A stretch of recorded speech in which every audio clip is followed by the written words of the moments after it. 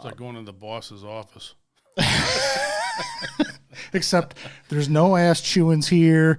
There's no any raises here. I haven't gotten 3 days off in quite a while, ever, as a matter of fact. 3 days? I haven't got nothing. Never got suspended. Good for you. Surprising. Even tipping over a semi, I didn't even get 3 days off. We're going to get into that story later, I promise. Paul, thanks for taking time. You bet. Swing over here and hang out and shoot the shit and talk a little concrete and whatever else we decide to talk about, you know? Doesn't matter to me. So you started Ready Mix in 95. 95. Crystal Lake. We had, there was 5 plants involved: Woodstock, Crystal Lake, Elgin, St. Charles, and the Huntley plant. So all of them were one company. Was one company. One company. There's probably 60 trucks combined. Wow. Between just the 5 plants. So they were very busy then. Well, back in the day then, yeah, we were busy. Well, everything started booming down there. That, you know, the Algonquin, Huntley area was just taking off, and then Meyer bought us in 99. And when you were just driving truck at that point? Just driving mixers, so I've pretty much ever done. Run the loader here and there and stockpile material, but we'll get into that later. Continue if you would. I got like 14 questions in my brain right now. But Meyer bought us in 99, which we knew was coming because they were the big player in the game. Yeah. Great company to work for. Great people. Met immense amount of great people over the years working there. And then a couple of buyouts later, Ozinga bought us in 14, and here we are. Here you are. So yeah, and Ozinga seems to be getting bigger and bigger all the time. Latest number I heard, they own 800 mixers. Just mixers. That's not counting cement trucks. And they got into hauling cow shit in Arizona for methane. And I tell you what, them boys got some balls because everything they touch just seems to work. Well, to elaborate a little on that, I'm sure there was lots and lots of conversations on everything that they've done, on how they're going to do it. I'm sure they had a plan of attack. Oh, yeah. I mean, yeah, don't get me wrong. Some people just get lucky. But when they had balls big enough to go put a plant up in Miami right next to one of the largest cement operations in the world in CEMEX, and they're still there. So CEMEX figured they'd come up to Chicago and show them. They left with their tail between their legs. Well, they're doing something right then. Oh, yeah. They got it going. They're doing something right because in order to do something like that, like you said, first of all, you got to have the balls to do it. And once you have the balls to do it, then it's okay. Now we got to make this work. Yep. How are we going to make this work when there's a concrete company right next door? All right. How are we going to do this? And they kept expanding down there. Really? They have, I don't know what the number, but all up and down, not all the way up, but I don't know. There's probably 6 or 7 plants now from Miami north up towards Hollywood, Florida, in that area. So, no kidding. Oh, it's insane. Every time you turn around, they bought somebody else. They had bought Stark out. I mean, Stark was a small operation. Yeah, they were small, but it seemed like they had their shit together too. They had some good drivers we got with the buyout, a couple of good guys, and you know, some guys went to North Chicago, some guys went to McHenry, and some guys came to Marengo, and they fit right in. So we got a mechanic out of it. And is that where you're at, is in Marengo? Yeah, been in Marengo for the last 3.5 years or so. Well, at least you're not far from home. No, it's nice too. But have the trucks? Tell me about these trucks that you're driving down the road. You know, obviously everybody knows that when they see a cement truck, it's got that big tub on there and that's constantly spinning. Yep. Everything. Well, the newer trucks, everything's electronic. They're automatics. I got a Freightliner now. It's got a bigger engine, but it's a nice truck. Don't get me wrong. You know, so because like the old ones, they weren't all. You automatic. had cable. Everything was manual at that point, Jesus, right? It was. You broke a cable, you were screwed. You weren't dumping the load. So really. Oh yeah. And what are those cables? They go in from the control box in the front of the truck all the way to the back, so you could charge, discharge, and throttle up, throttle down in the back, and it's crazy. So does all of that run off the same engine? Yeah. So that all runs off of the engine that you're driving down the road. Everything runs off of that. Yep. Wow. That's got to take some power. They got the new Cummins motor in it.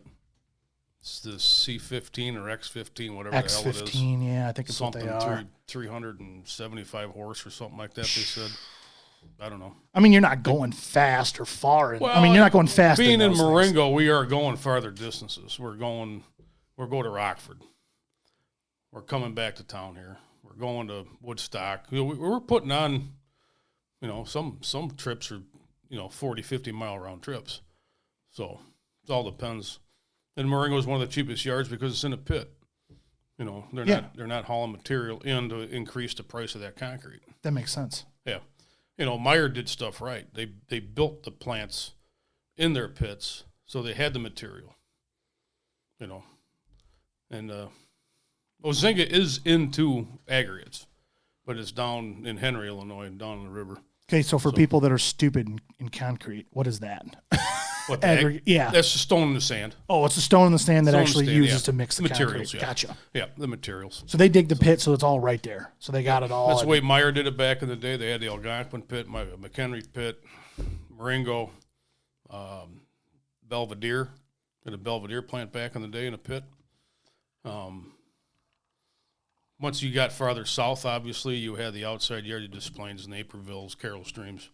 But so for concrete companies that don't have a pit, they got to get everything hauled in. Get everything hauled in, which increases your cost of your concrete. So well, yeah, that makes sense because now you got trucking both ways. Correct. Yeah, exactly. And we know that trucking is not cheap. No, especially in today's world, right. It's getting more and more expensive every day. Oh yeah. But when you're trucking it both ways, at least now you can cut some costs if you have it all right there in a pit. Yep. You said that you have done some loader work and some mixing. I've run the loader. I've batched trucks, occasionally here and there. But what is that? I mean, I'm assuming there's a percentage or a mixture that's the right way to have the right set of the concrete set the right way and everything else. Yeah, on when right? you get a ticket that comes through, it goes right to the batch panel, and everything's whatever mix number it is, goes right to the batch panel and make sure it looks right and hit start and away you go. So and then it fills you right up. Fills it up, weighs it up, puts it in the truck, and what can you? How many yards? 10. You can fit 10 yards on a truck all day. And what is that weight wise? Do you know? 4,000 pounds a yard. 4,000 pounds a yard. Usually I got 40,000. I'm hauling 40,000 pounds. Wow. Mm-hmm. That's usually 4 to 5 times a day. So. 4 to 5 times. Well, yeah, it probably depends on where you're driving to.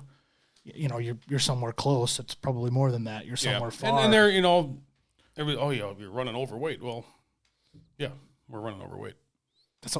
Sometimes that happens. You have to, That's how you.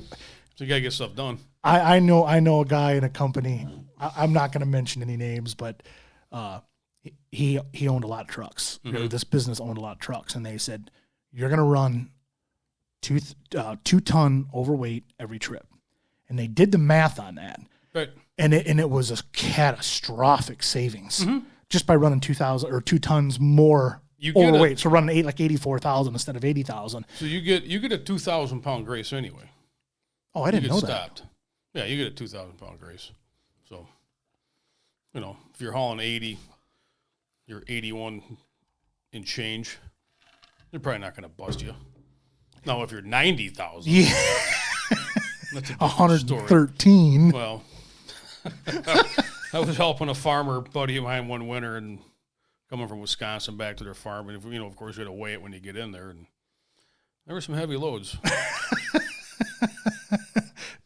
But Wisconsin does it right.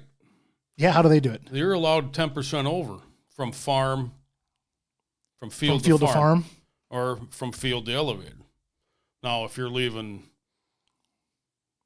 where I was helping out, if you're leaving there going to the elevator and they catch you pulling out and you're 90,000, you're going to get in trouble. Yeah, well, because theoretically you have a scale there. Exactly. That's the theory behind it is you're going to have a scale so you can see where you're at. But correct. And the thing is with all these grain carts and stuff nowadays, they all got scales on them. So you know what you're getting. Because back when I helped them out that year, I was still married, so it was probably 10 or 11. There was no scales on nothing back then that I can remember. Anyway, The grain carts, they've had scales out since about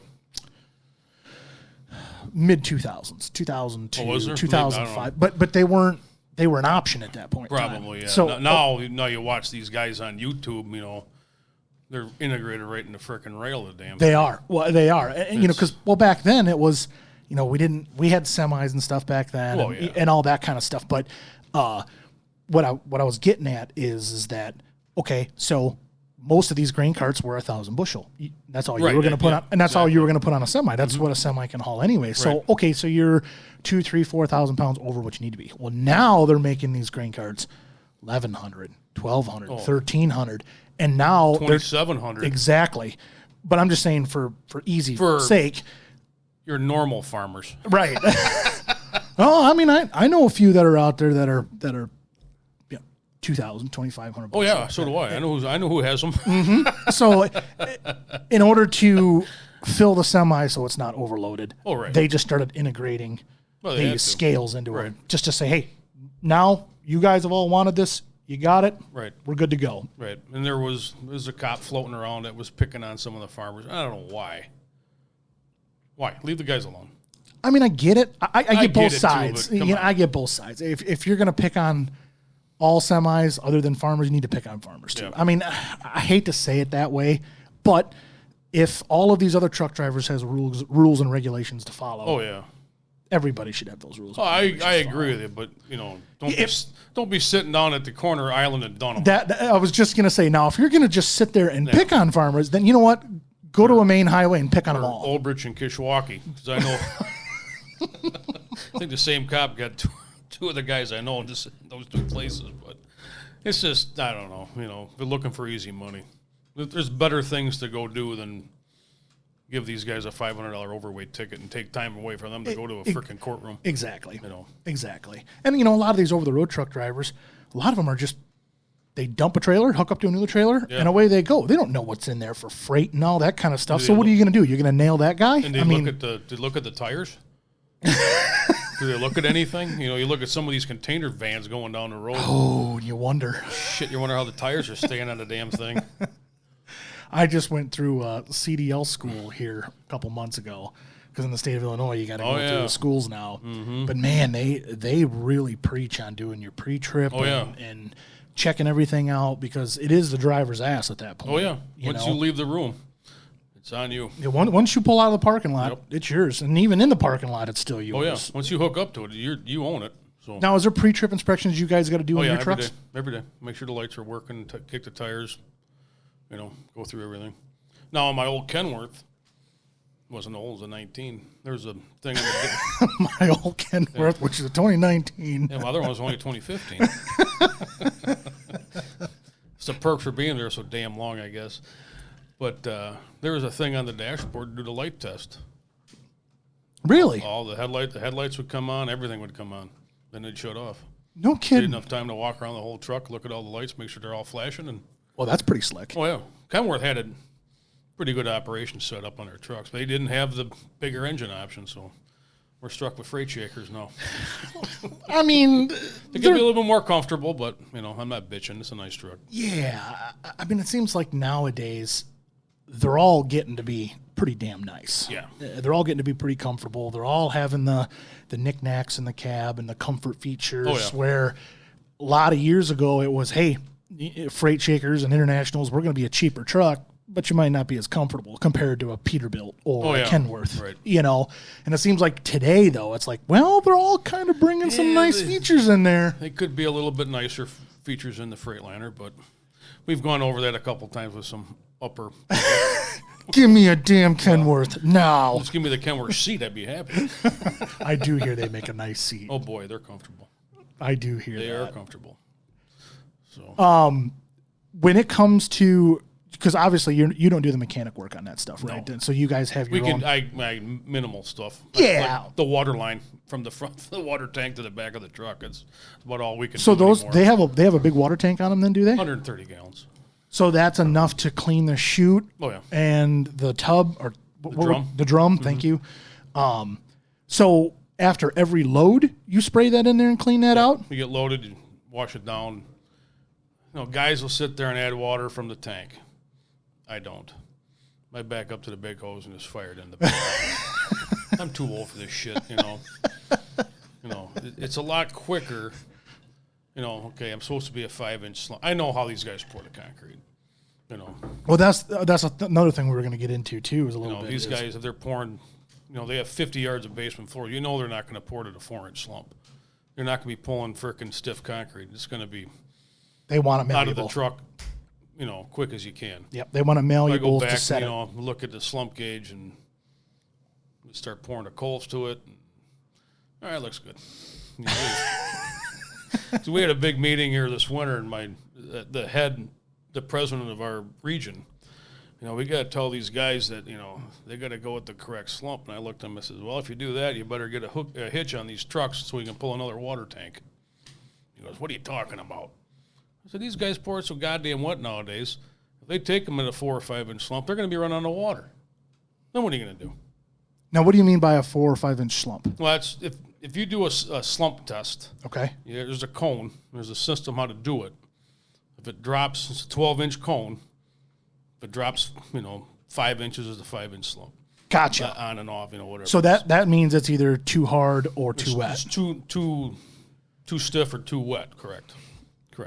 The lower, it's kind of weird. The lower the number, the stiffer the concrete.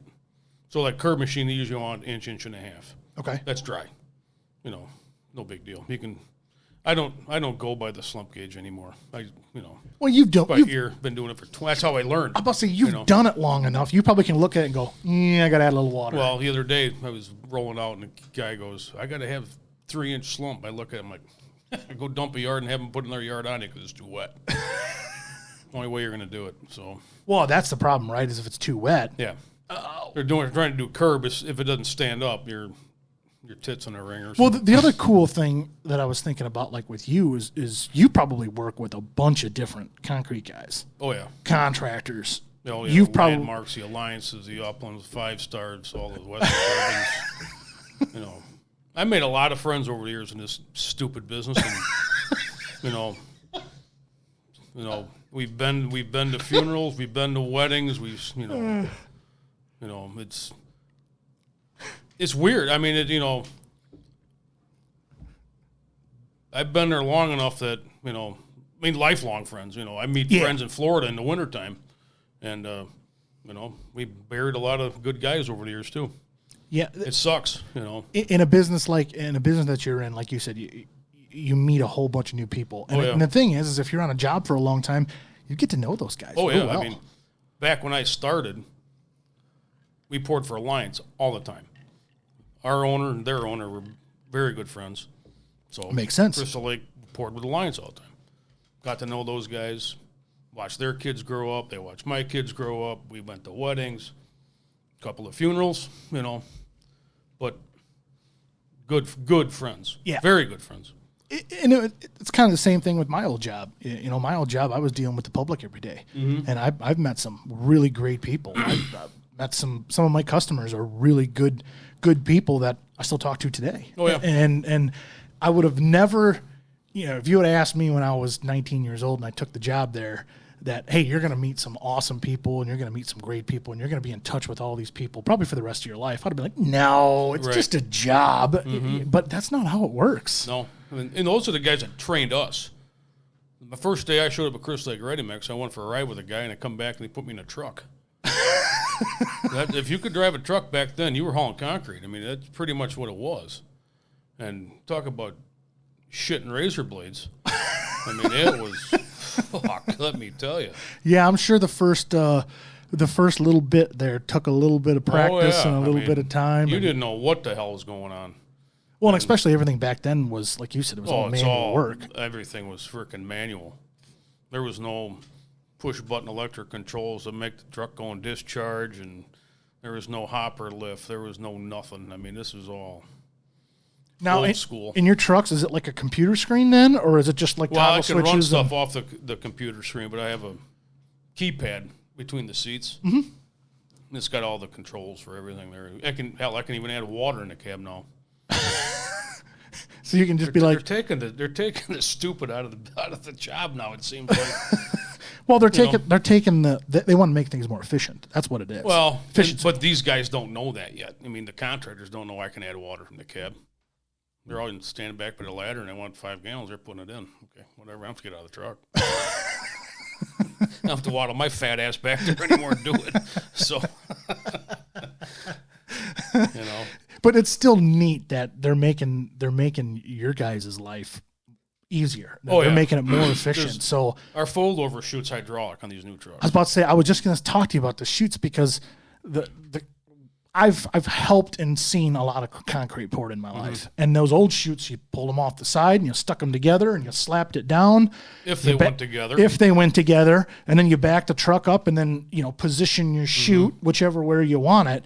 And today it sounds like you just hydraulically. Well, the only thing I'm going to say was the hydraulic, especially in this area, it was 30 degrees the other morning.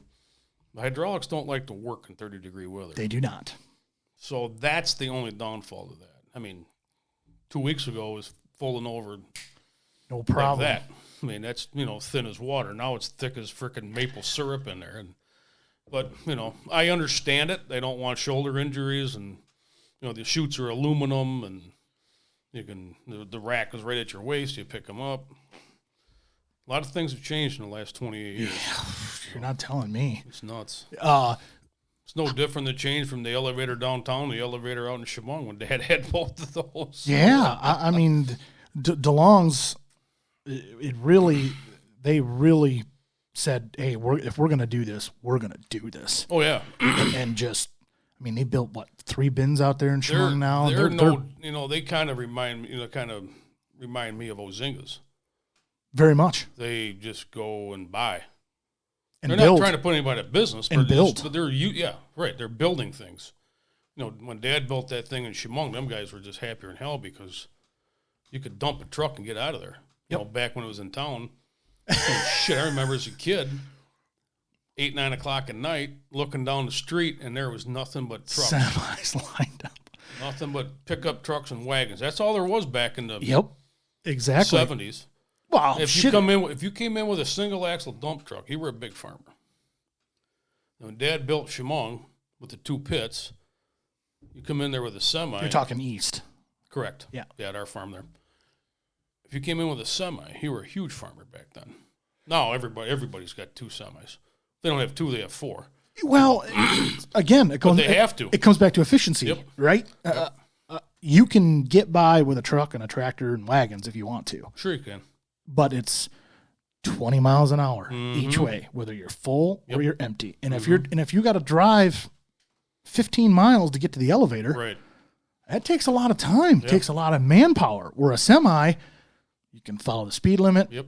You can get there, you can dump, and you can follow the speed limit home and back to the field. Oh, yeah. So it just makes things more efficient. Yep. And, at the time when Dad sold it, I was pissed off. I was just a teenager. Loved going down there all the time. But now you look back and you start seeing all these guys with dryers. That's where they made the money. That's where they still make the money. Storage and drying. Oh, yeah, storage and drying is where you're making their money. But every small farmer, 600, 700, 800,000 acres, they have a dryer. They may not have the storage, obviously, to store all that. Well, that's where, if you're a farmer, you're saving money. Oh, yeah, exactly. Because now, before you would get charged X amount of dollars to dry a bushel, and you get charged for shrinkage, and you get charged for FM blah, blah, blah, blah. Else, exactly. Well, now, if you have your own dryer, you're not getting charged for shrinkage. Is there going to be shrinkage? Absolutely there's shrinkage. But you're not getting charged for it. You're not getting the shrinkage from 23% to 17%. Exactly. Or 16.5 or whatever. And then, everybody's... You bring it in at 15.5, you're getting it 15.5, and you're getting the whole freaking shit. You got it. So. You got it. Exactly. And the other big thing, too, is that guys with their own dryers and their own storage, okay, so let's just say they are a fairly big farmer. All of a sudden, dang, my wet bin's full. Yeah. What do I do? Well, I need to get this field done today because it's going to rain here in 3 hours, and I want to get this done. And we've got 12 acres left. Run it to Chemung. Right. Get it in there. You know what I mean? Yeah. And now all of a sudden, take that hit. But on the other side of it is you're getting that field finished. Right, you're still being efficient with your time.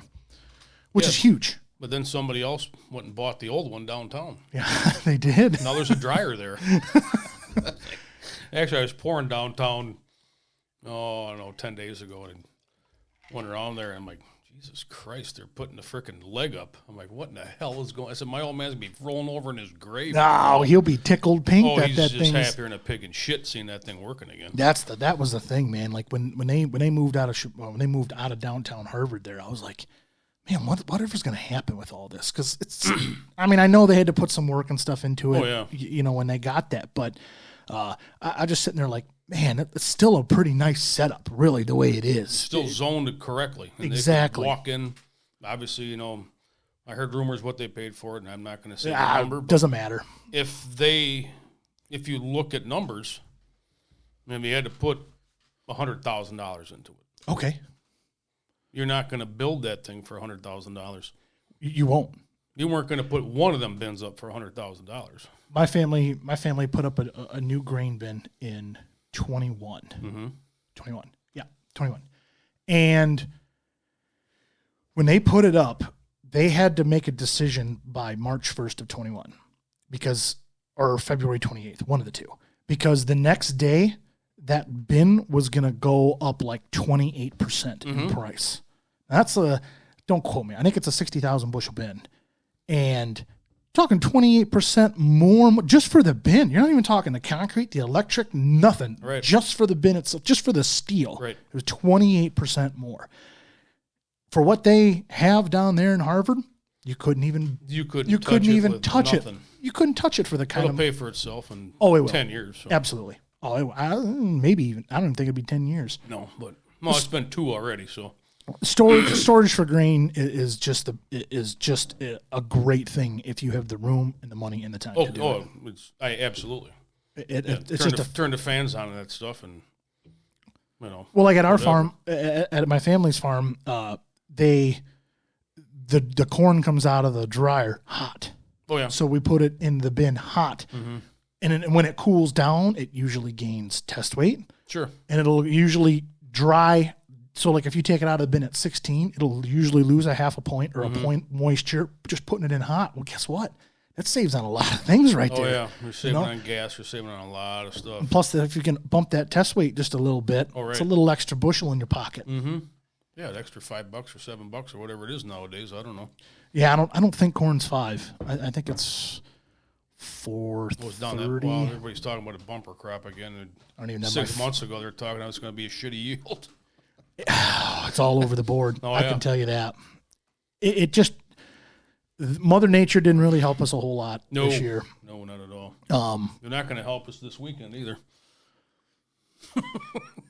Yeah, well, it's not looking happy. No, it's not. But we do need the rain. We do. We do. So, and 90% of these guys probably have 90% of their beans out anyway. Yeah, so it's not going to affect a whole hell of a lot. It'll affect the beans sitting in the field because you're not going to be able to get back in there for a week to 10 days because the beans retain all that friggin' water. Yeah, but it all depends, too. You get a nice day like today. If you get a 75-degree day, it'll be dried down in a heartbeat. You don't even know when you're going to get it. You don't even need 75. I mean, you just think about what it was like this afternoon. Yeah, it was gorgeous this afternoon. It was nice outside. I mean, my truck said like 65 or something, and I was out there in a T-shirt. Like, it was a nice day to have off. You didn't do what you wanted to do on your day Jack. off. Get your wisdom teeth pulled on a nice day. God bless you, son. Did he go under for that? Yeah. Yeah, I did too. I told him, they're like, well, we can do it if you're awake. I'm like, no, just knock me out. I want to wake up and not know what the hell's going on. I was still living in my first house on Lincoln when I had mine done. I don't know if I was working a ready mix yet or not. My dad took me up there. I go in there, and the doctor says, do you want to be knocked out or just have a local? I'm like, well, do I have a choice? He goes, yeah. He goes, you're not impacted. He goes, we're just going to go in there and take him out. I said, well, then don't knock me out then. I remember this fucking guy was on my chest. He was just freaking going at it. I'm like, holy fuck, I hope I have a jaw left. Get out of here. He goes, you're only the second person that did a local, and he was from Harvard also. He goes, you guys must be awful tough. And I said, well, tough or stupid, one of the two. I'm not sure which one, but maybe a little of both. Probably. I don't remember much except the last thing that I remember is my mom took me to get mine done. And we were at a nursery, and she was picking out flowers. I can't tell you what nursery it was. I swore to God it was the one in Marengo, and she tells me it wasn't. But that's the last thing I remember. And then like 3 hours a day, I'm like, man, I'm getting hungry, you know? Oh, yeah. My mom's like, make sure you take the gauze out of your mouth. I'm like, gauze? Yeah, you know, I reach in there and I'm like, oh, gauze. Like everything was still numb. I didn't feel shit. Took me back there after Jack got done. He's got these strings hanging out of his mouth. I'm like, this doesn't look good. Well, they're tied to the gauze packs that were stuffed in there. Oh. So he comes home and said, you got to change that shit. And I goes, no, I can leave them in. I said, no, they said when you get home, you got to pull them out. Well, you can imagine what it looked like when he pulled them out of his mouth. Yeah. Surgery room. It's not really the thing you really wanted to see at 9:30 in the morning. Reminded you of something else, but like, Jesus Christ. But when he's sitting there, he took a nap, did this and did that, and then my girlfriend texted me, how's he doing? I said, well, he must be doing all right. He's sitting on a tree bow hunting. He's got a lot of his dad in him because he can't sit still for too long. Yeah, I mean, I forgot it. I forget it's October and it's bow hunting. I get home, I ran some errands, did something. He's out there shooting his bow. I'm like, what the hell are you doing? I can't sit around. I'm like, fuck, he's just like me. I'm like, fuck, he's... That's not always a bad thing. No, it's not. I mean, they got a lot of hobbies. Christ, between the hunting and bow hunting, and they work a lot of hours. And boy, I can't, I couldn't be happier with the jobs they have. All 4 kids, anyway. Eric, the youngest one, he's at Plattsville, but Sam's got a good job. But Madison, the 2 boys, are both working in 2 different pits. Congratulations, by the way. Oh, thank you. Yeah, my daughter got engaged Monday evening. So. Well, it looks like you're going to get another son, huh? Well, this guy, at least he hunts. He understands that shit. So, there goes all my fun money. Thanks, Sam. Jesus, back in the dead I go. As soon as I see the light of day, I go right back under. I think that's the way of America, isn't it? What are you gonna do? Yeah, I'm not a big hunter myself. I appreciate it. I hunted when I was a kid and when I was a lot younger. It's just not for me. It's not for a lot of people. I'd rather fish. Right. I'd rather go out and crack a cold beer and start zipping a line out there and try to catch something that I can't see. Yeah, I bought a boat 4 years ago with all the intention in the world of fishing, and also all hell broke loose, or busier than hell, and I don't have time to use it. So if anybody wants a boat, get hold of me. What kind of boat? I have a 17-foot low. Nice. It's a nice boat. 90-horse Evinrude on it. It's really a nice boat. I just don't... Live well, the whole works on it? It's got 2 live wells and 2 bait wells, and got a new trolling motor on it. And, we just, none of us have time anymore. They're both working 6 days a week. I'm working 6 days a week. And, one day you got to do shit around the house. So you got to get something done. Wow, act like it. That's the shitty part, right? Like you work 6 days and then all of a sudden you're like, if you're talking to we've all been there. It's like, oh man, okay, well I'm getting off at 3:00 on Saturday afternoon. Well, I got to mow the yard. Oh yeah. I got to clean the house. I got to go grocery shopping, and all of a sudden it's like, oh God, well it's Sunday 7:30. I guess I'll flip the football game on and pass out here. If I even get that far. Usually I'm in bed at 7:30 because I'm up. It sucks sometimes being number 1 driver because there's days you start at 4:00 in the morning. Usually I'm at 6. But I'm up at 4:00 every freaking day. That doesn't bother me. That internal clock goes off, huh? That started back in 2014. We were doing the tollway because there was days we were starting at 3:30 in the morning, and that had never left. We did it for so long, so many days in a row. We were working 13, 14, 15-hour days. I could be off for 2 months, and I'd still wake up at 4:00 every morning, like clockwork. We'll go to Florida. I'll be walking around the house at freaking 4:00, and Kim's like, go to bed. I'm like, I can't. I could if I would, but I should have drank more. So I'll go and walk around the marina at 4:00 in the morning, come back in. It's probably kind of peaceful, though. Oh, there's nothing going on. Hear all the birds chirping and shit. How long were you on the tollway for down there? We did that. It took us a year to get that done, or a season to get it done. We did 20 miles. But we had 3 plants going. We had our main plant in Marengo and then 2 wet batch plants, 1 on each end of the pit. So there was 2 companies. Actually, we had parts of 3 sections. Okay. We had. And that was the whole road? That was from 47 Yep. to Belvedere to Genoa Road. Gotcha. Just a tick past Genoa Road. Gotcha. But, yeah, that was the 3 lanes, west lanes going from 47 to Belvedere, and the shoulders and the barrier wall. So Did it all. Did it all. There were some long-ass days out there. Was that the longest job you were on? Oh, yeah. Well, you know what? I got out of the loader about the time the first Amazon building was about to go under roof in Huntley.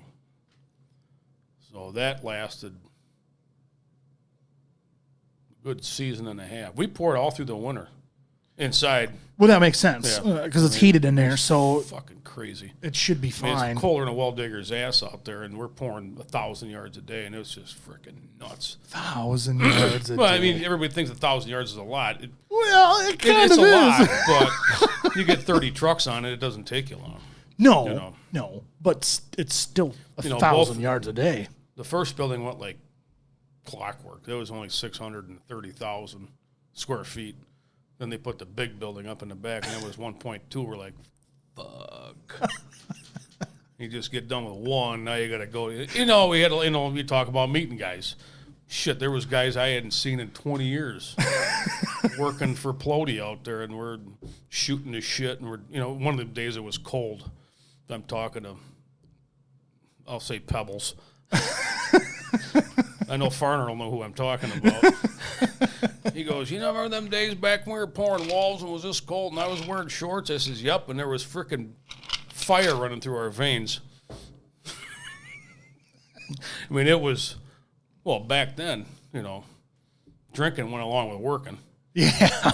I mean, Fridays you go out and have shit-faced on Friday night and you get up 3:30 a.m. and go back to work. Again. You're going, this is stupid. Why didn't I go home at 9? How come I had to stay up till midnight, you dumbass? We have all been there. Oh, but I absolutely. tell you what, it was a lot of fun. A lot of fun. Yeah.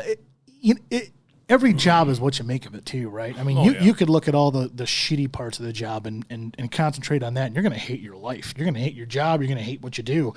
But if you try to concentrate on the good stuff, it's easier said than done. Yeah. But if you try to do that, man, you can make any job enjoyable. I mean, a lot of guys get pissed off with, I hate this. But I'm like, I really do like my job. Some of the things I don't agree with, but it's out of my control. I can bitch about it all I want.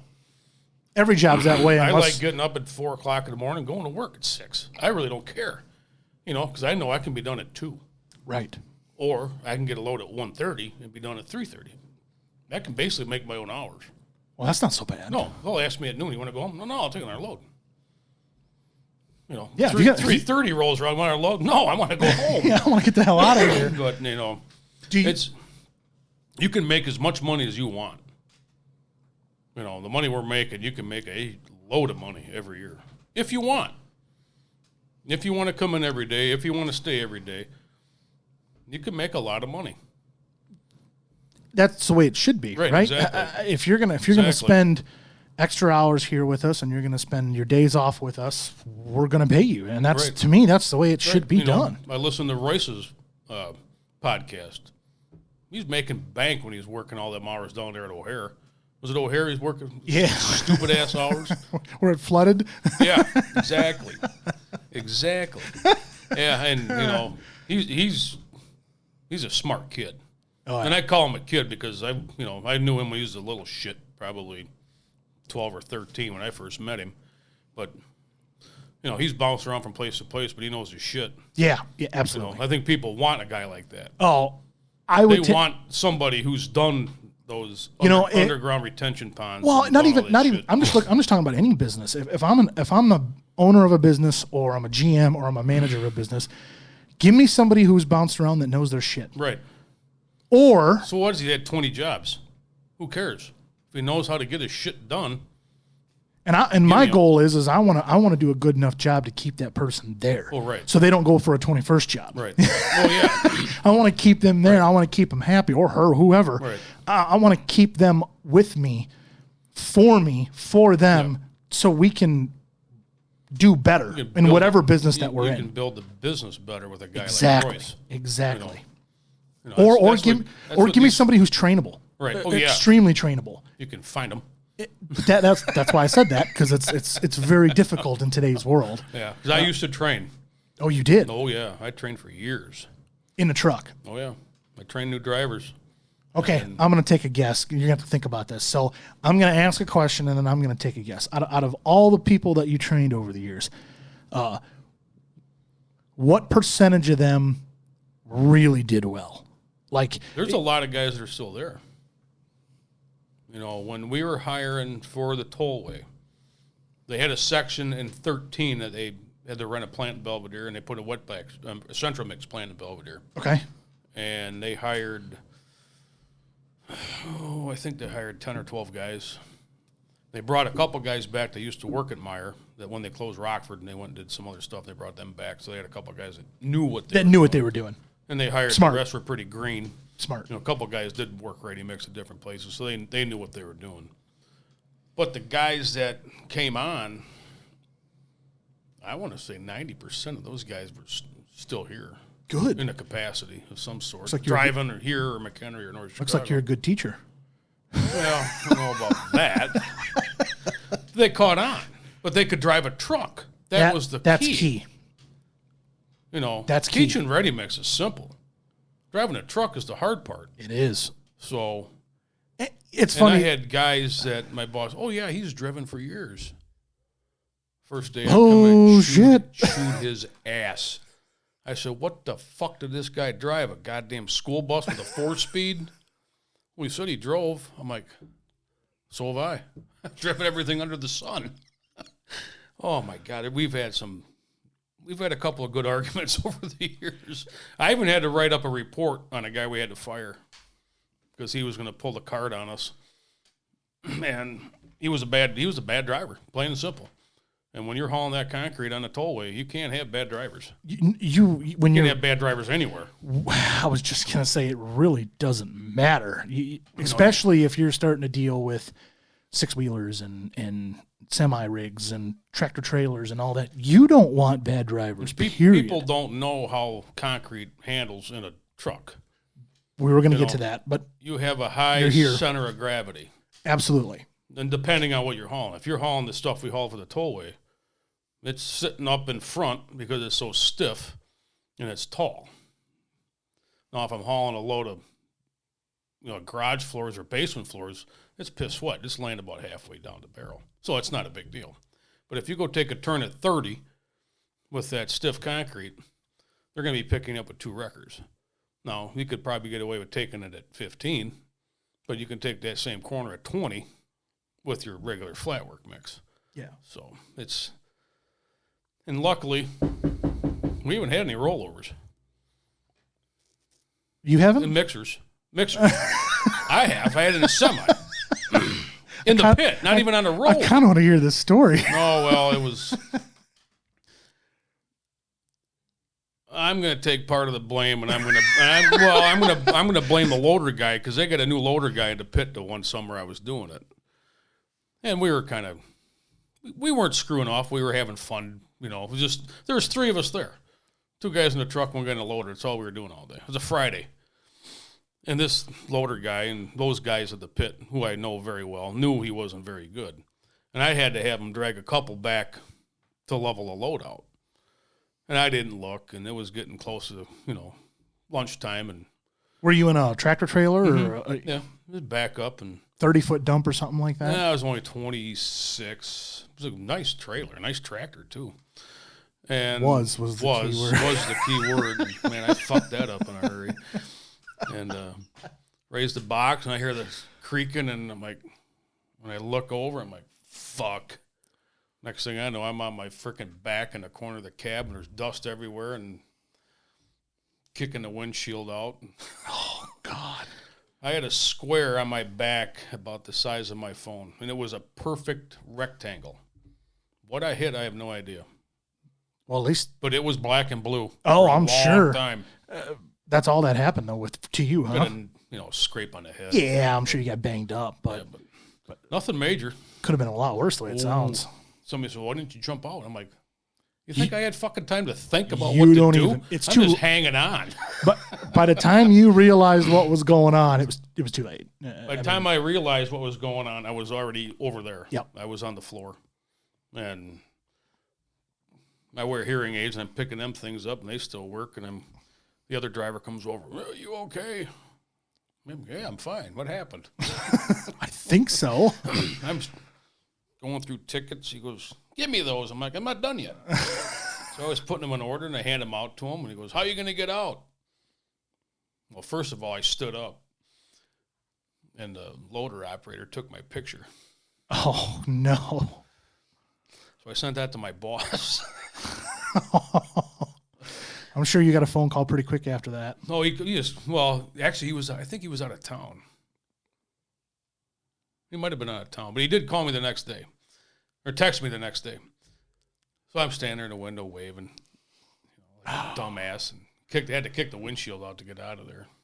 Well, you didn't really get hurt. That's the good thing. No, I got banged up. I didn't get hurt. Didn't lose any time, Yeah, because, you hear some of these tragic accidents like that happen, and it just goes to show you just can't be too careful. Well, a lot of, this is probably a stupid accident. Stupid on my part. I take full responsibility. I'm not going to drive the truck. Accidents happen. Shit happens. It does. But it just goes. A lot of this other shit that happens on the road, the guy's been up for 42 hours driving with an illegal logbook and all this other bullshit. And the problem is, we're the ones who face the repercussions of it because Agreed. of some dipshit has to make money. He's only making 30 cents a mile. It's not my fault. No. We're held to the federal laws, obviously. We have to be. But we're local.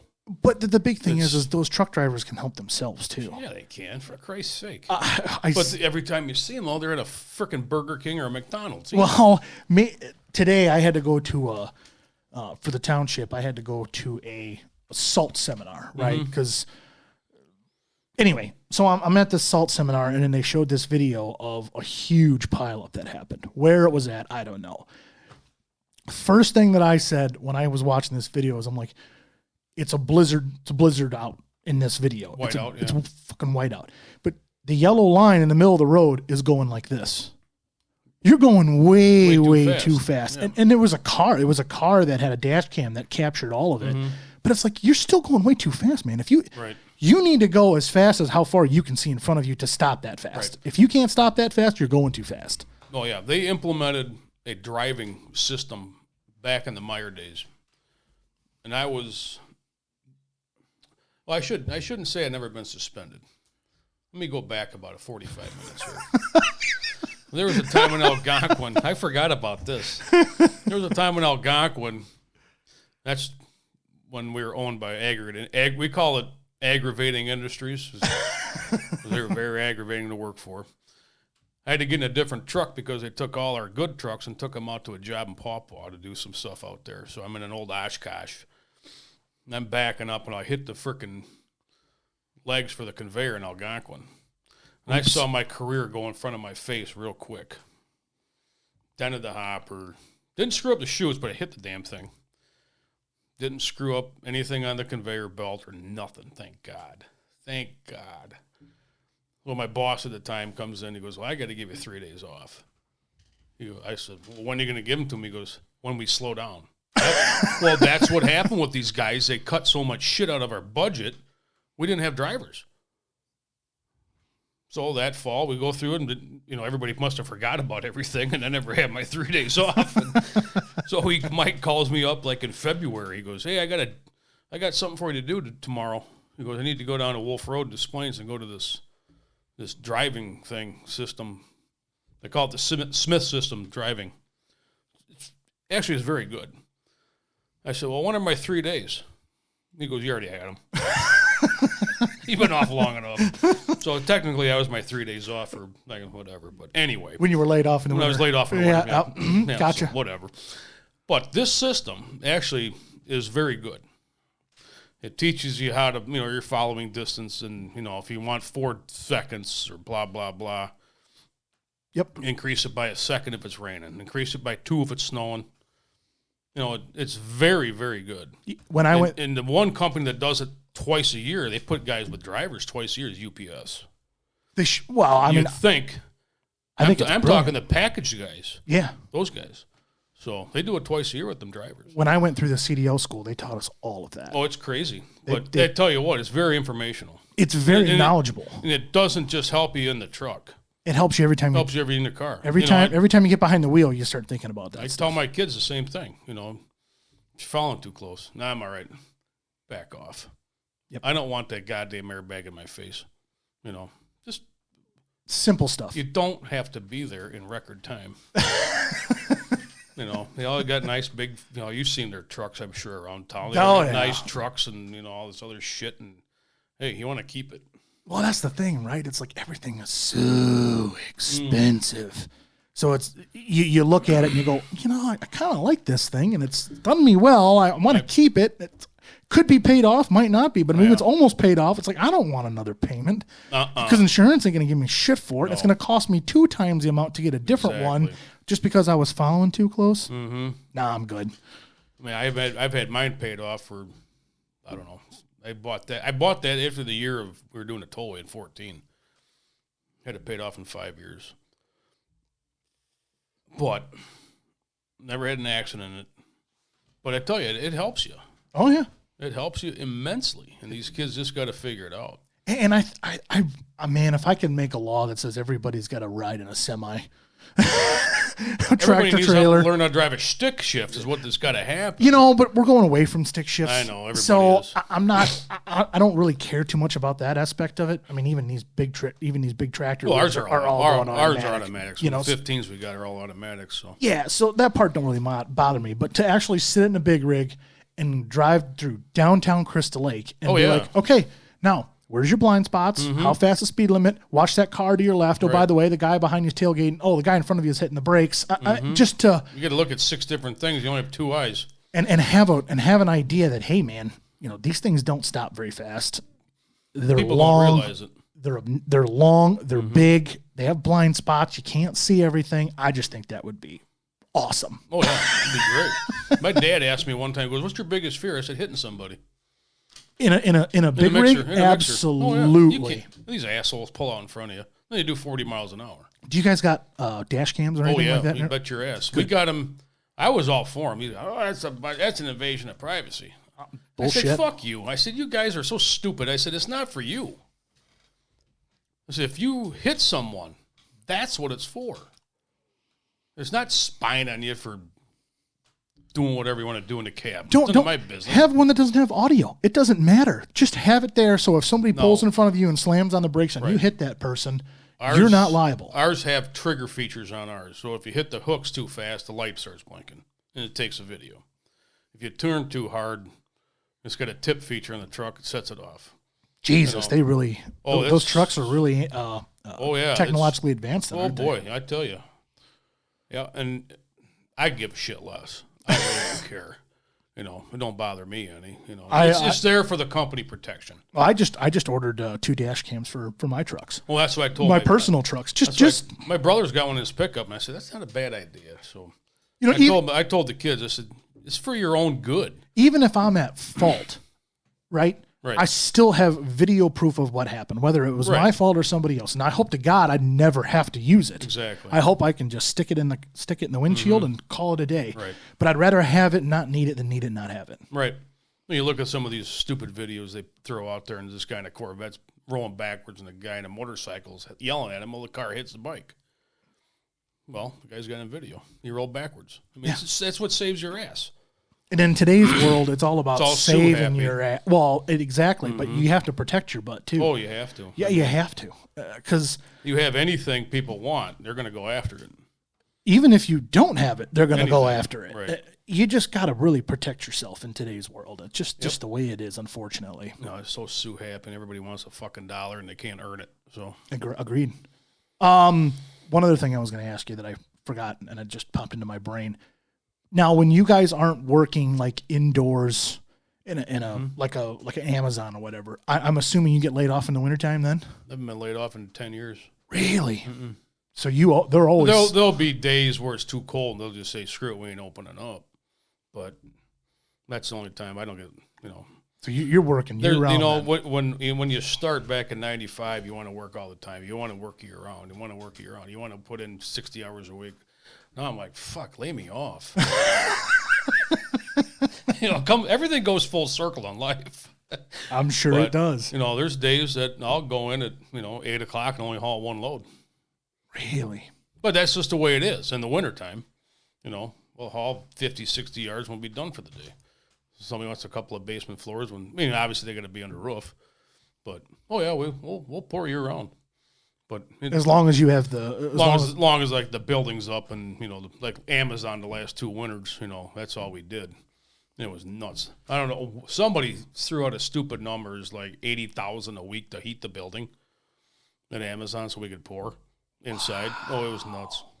And the thing is, neither one of those 2 buildings are even being used yet. I know they're not being used and yet. The third building was already basically bought and paid for. It's just up and empty, looking for a potential renter. I don't know. Tell you what, we made a lot of money. Well, yeah. Not only did you make a lot of money, but you stayed working. You stayed busy. I had all my benefits paid every week, so don't bother me any. None. None. Yeah, I didn't know if No, usually, it depends on the workload. Usually I get laid off. We don't technically get laid off. They just don't call us back in. They don't call us. They don't need us. So, there's always been rules and regulations with the union. If you're going to lay somebody off, you have to give them X amount of time. If you're going to call them back from layoff, you got to give them X amount of time. You have a fucking job to do. Agreed. Yep. I can lay you off tomorrow. And I can call you, and I can call you 2 days from now. I can call you back in the middle of friggin' December. I don't get it. But a lot of the hall, these guys are working out of the hall. They go do a building for 8 days, and they're laid off again. They're done. They could get a call from the hall 3 days later. So it's not. I don't buy that shit at all. But it is what it is, I guess. Right. You're to the point where if you can work, you're going to work. I work every day. If they don't want you to work, well, I got other things I can do. I'll go chase coyotes when it's freaking cold. I was just going to say, you can go coyote hunting, or if it's still deer season, Kenny. You go sit in a deer stand for a while or whatever. Go walk a frozen creek. The best times I've had duck hunting were days we didn't work. Cold, shitty, windy days. I went out duck hunting over at Stockson's late one morning, and it was cold, and it was blowing, and the guys running they go, "What the hell are you doing out here?" So I'm gonna walk the creek for ducks. They go, "Are you fucking crazy?" And my dog's out there just loving it, just freaking running around. And we got ducks that day, 2 different spots. It worked. Nobody's out there. No one's out. Not when it's cold. We were only out for about an hour. Went from one spot, shot a couple. Went to the other spot and shot a couple. And called her a day. Went home. We had my 4 ducks. And you eat the ducks? Oh, yeah. Usually we have a big production at the house because I wait till we get a shitload. So you just freeze them and then clean them and freeze them? Yeah. And then we grind them up. Usually burger and breakfast sausage for the ducks and geese. And I was going to say, is there a specific... Something so specific you really Jack, like? He'll marinate them and he'll throw them on the smoker and chunk them up, and he's actually turned out to be a pretty good cook. You got to do trial batches. I mean, you got to do something. You got to try eating the same stuff all the time, the same way, the same freaking casserole Dad's making because that's all we can do for work. Is you make 1 thing a week or 2 things a week and you take it for work. I mean, that's what I do. Yeah, I mean, I try to cook 2, maybe 3 days a week, but then I make enough to just get me through the next 2-3 days. And Saturday or Sunday, that's my cooking day. Mm-hmm. I'll throw something together. And And I got to drag a second cooler to work because I'll go see Kim after work and take her some food so she can sample it and tell me if it's shitty or not. I haven't got any bad reviews yet, so. You're doing something right. And she actually likes going out goose hunting with us, so I can't bitch about that at all. Not even a little bit. No, I corrupted another person. She goes, I want to shoot next. I'm like, I don't know if that's a good idea, but just make sure you're not pissed off at me when we're. I'll stand behind you. No, way behind you. No, you want to be nice and close. Yeah, no, she's a good one. So she likes doing it. She went out one cold. I mean, it was freaking cold. I mean, cold, and the ground was harder than this table. She took it like a man. She just laid there with us, bullshitting with us, and waited for him to come in. Nothing came in. The only thing we saw was swans that day. And I almost shot one of them fuckers that came right over the top of us. And it was kind of early, and I pulled, and Jack yelled, "Swan!" Oh, yeah, don't shoot that. Longer, it was a bit longer neck than I'm used to seeing. So, well, Paul, we got to wrap this bad boy up. All right. Hey, it's been my pleasure. It's been my pleasure, too. Thank you for fun. coming over. Yeah.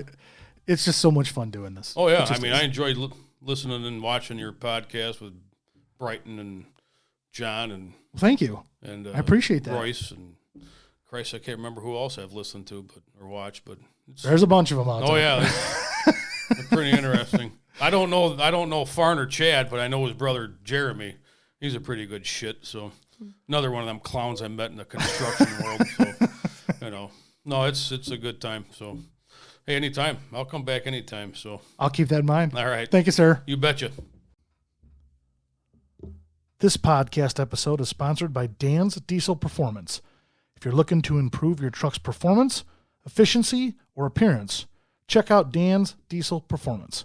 They manufacture turbochargers, fuel injectors, fuel pumps, transmissions, intake piping, and much, much more. Plus, they offer all the top brands in the diesel industry. They're located in McChesney Park, Illinois. Visit their website at dansdieselperformance.com or give them a call at 815-977-5865.